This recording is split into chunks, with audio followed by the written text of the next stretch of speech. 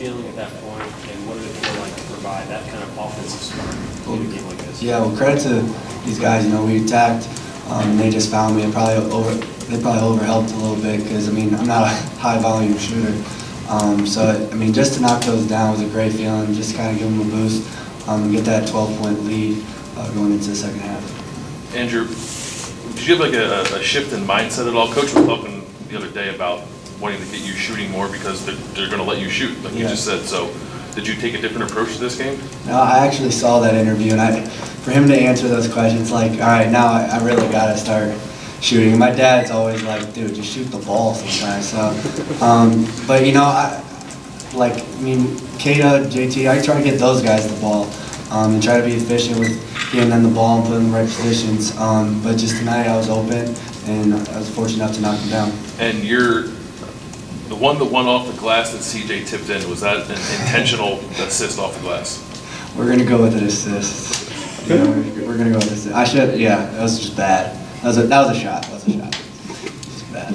Keita, JT, I mean, you know, obviously he's coming this year, played a big part in what you guys have done.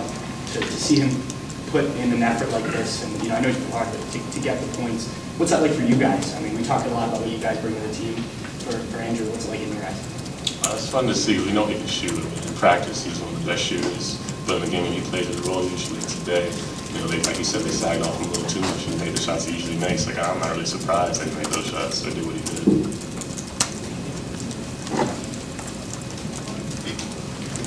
About maybe the first half, I think you were down 7. Holden called the timeout. It seemed pretty animated in the timeout. What was he saying to you guys at that point? What needed to change? Because then obviously they could Defensively, we just weren't playing up to the standards that we played. We weren't guarding the ball screen, weren't pressuring them. So, I mean, that's one thing Coach Holden is all about, is defense.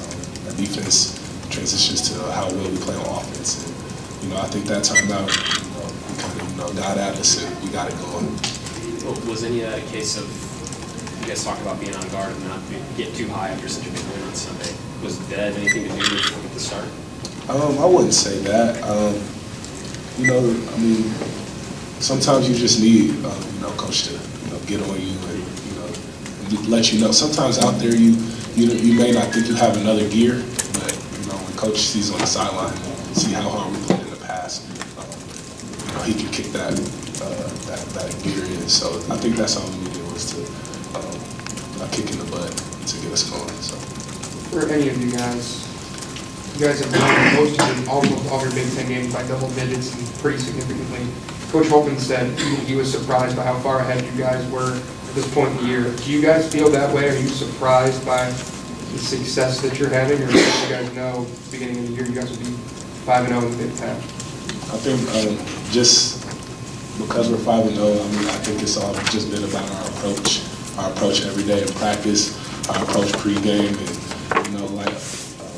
we always say, we were picked, one of the last teams in the Big Ten, and no matter if we are 5-0, we're going to continue to play with that chip on our shoulder, and I think that's really been a key to our success, and just being on a team where guys are so unselfish, and we enjoy playing with each other and just love each other on and off the court. I think those are the two big keys to why we are 5-0.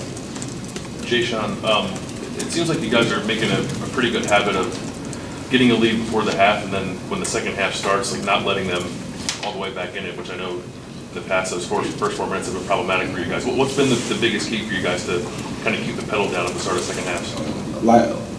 Like you just said, we just try to take it war by war, 4 minutes by 4 minutes, try to win as many 4-minute wars as we can. Just being here for, going into my 4th year, and, these two guys being on teams, they know how important the start of the second half is.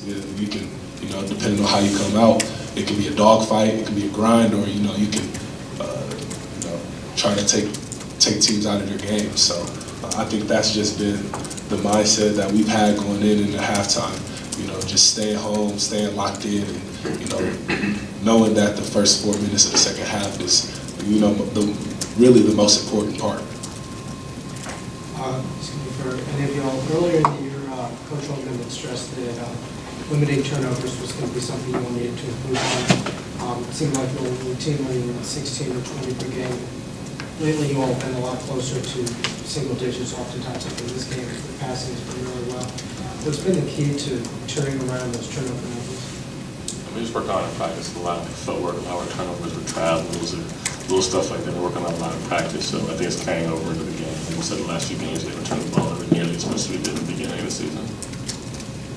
You guys had 25 assists on 32 baskets. You know, Jae'Sean, you had 6, and CJ had 6, Cam had 5. Was it a matter of making shots, you know, because you were shooting the ball well at the end of those? What was happening that was good ball movement? What produced that number?